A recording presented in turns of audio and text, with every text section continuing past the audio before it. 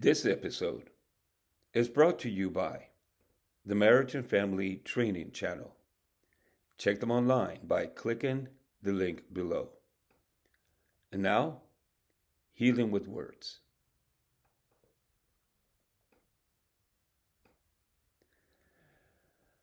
I'm going to go ahead and give you a date that I want you to remember, to keep in mind. I don't know if you want to write it down, if it'll help you, but we're going to go back to it at the end of the podcast. And the date is the following: Monday, April 4th, 1983. Again, Monday, April 4th, 1983. That was a very crucial and very important date for me. First of all, it was on that Monday that I met my bride, and in a couple of months, we're going to be celebrating 42 years of marriage. So ever since that day, that Monday, April 4th, 1983, I met my bride, got engaged. Since then, I got married. I returned to college to study psychology, went to USF, and got a bachelor's degree in social and behavioral sciences. We had a first child. After college, I went to get my master's degree in marriage and family therapy in Jackson, Mississippi. And while we were there, a couple of things happened. My wife and I, while I was going to graduate school in seminary, my bride and I worked as group home parents to a group of mentally retarded adults. And our second child was born in Jackson, Mississippi. After that, came back to Florida, pastored a church in Town and Country. I did counseling for Catholic Charities, pastored a church in Indiana. We had our third child in Indiana. I continued counseling,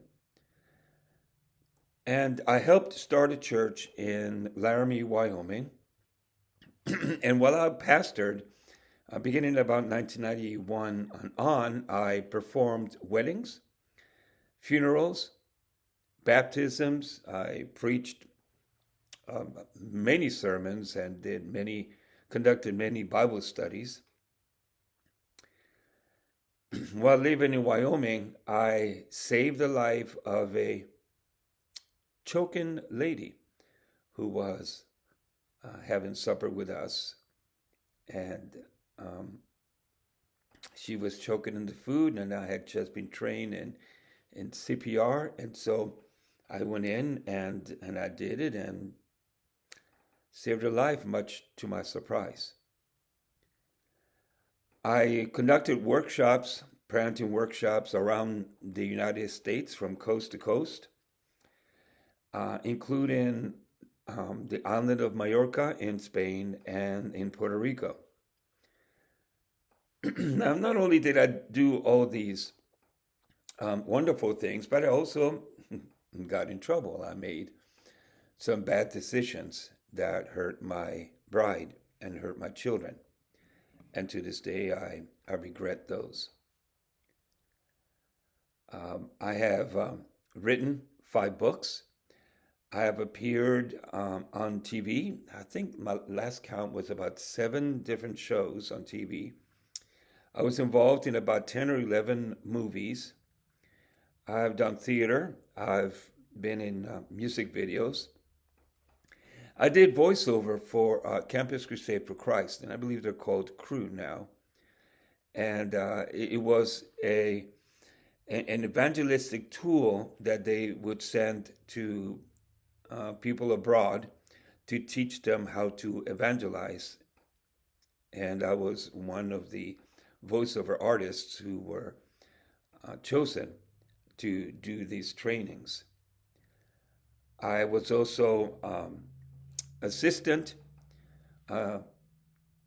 and later became the CEO of a nonprofit organization that is still going on. It's going to be celebrating 42 years.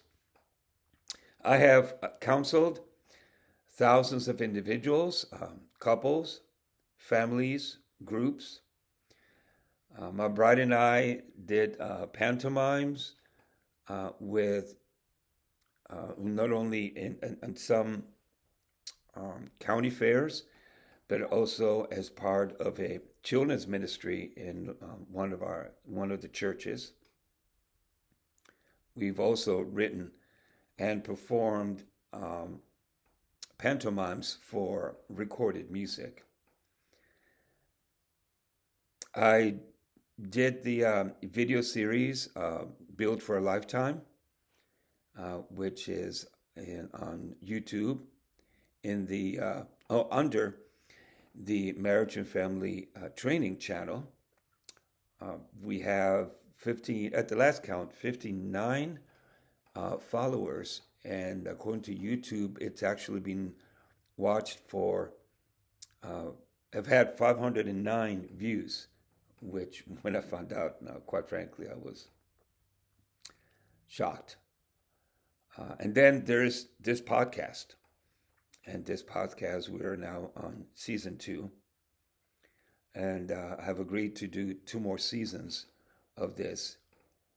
I have written, like I said, 5 books, and I finished the last book last week, and it is up and running and available on Kindle. And it's an accompaniment and enhances even more the video series of Built for a Lifetime on YouTube. And it's called Built for a Lifetime, Practical Tips for Nurturing Your Marriage. And so this is 43 years of my personal life. And as I was jotting these down and looking at it, I'm exhausted, to tell the truth. Because I've had a lot of ups and downs. The ups have been a roller coaster ride. The downs where I have not only hurt myself, but my bride and my children and people around me have been opportunities for me to grow and to learn empathy and to learn compassion and to be aware of how my actions and my personal choices influence and affect other people also. And so I've grown in the last 43 years, which very close to 2/3 of my life. Good, bad, great lessons learned, outreach, ministry, a lot of things accomplished. So again, Monday, April 4th, 1983 was the beginning of this roller coaster ride with its up and downs. Now I know that it was Monday, April 4th, 1983, because again, that was the day that I met my bride. And my life has been super exciting, and it's been sometimes a challenge, but I do not regret any of it. And if I had the chance to do it again, I will. I would choose her again. And I would not give up any of this. And they're raising the kids and everything. Now, why is this important? Because again, Monday, April 4th, 1983. A couple of days before that was Friday, April 1st, 1983. I was 22 years old.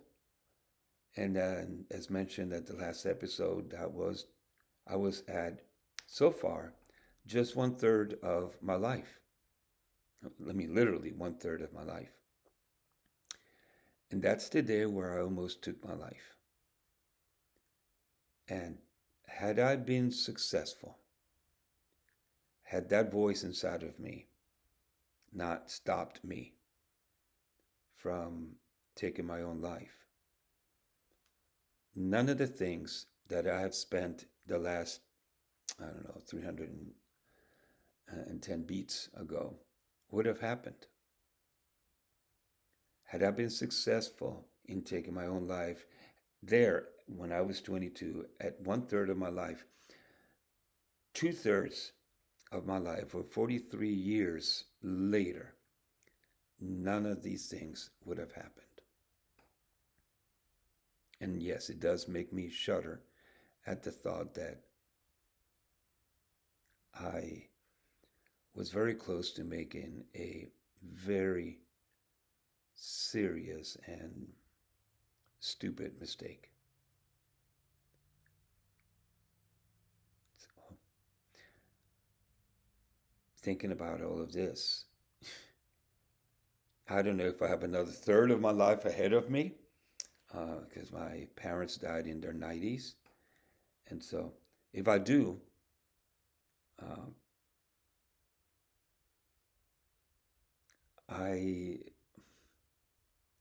I, I want to be able to look back when I'm in hospice and I'm in bed and I have a lot of time to be looking back at all the years of my life.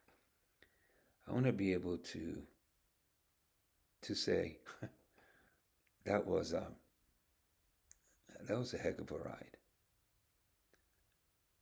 and I'm exhausted from all the things that I did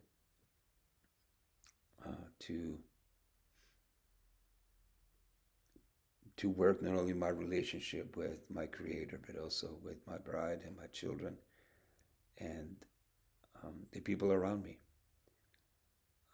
the lives that I touched through um, ministry and through counseling and through the books and the podcast and the video series and through all of this. I want to be exhausted and just ready to say, yeah, I'm ready to take a nap. And come to think of it, at the end of the day,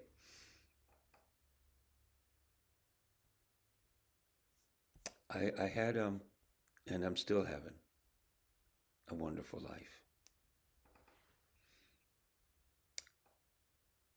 I'm Bill Cruz, and this is Healing with Words. See you next week.